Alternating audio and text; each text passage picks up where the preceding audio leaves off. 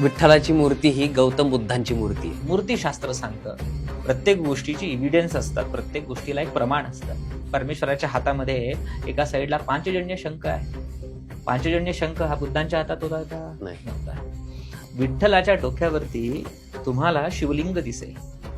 भगवान शिवाला त्यांनी डोक्यावरती धारण केलेलं आहे. भृगु ऋषींनी छातीवरती जो पांडुरंग परमात्म्याच्या श्रीहरी विष्णूच्या छातीवरती जी लात मारली त्याचं चिन्ह त्यांच्या हृदयाजवळ आहे. पांडुरंग परमात्म्याच्या गळ्यामध्ये मकर कुंडल तळपती श्रवणी, देवाच्या गळ्यामध्ये कस्तुभमणी दाखवलेला आहे. कस्तुभमणी आहे का?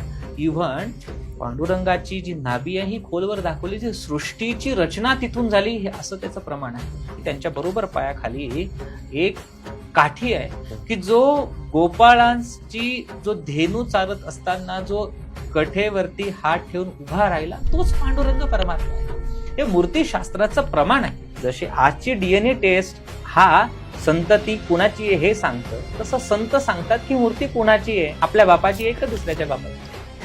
स्पीचलेस. Mic drop movement.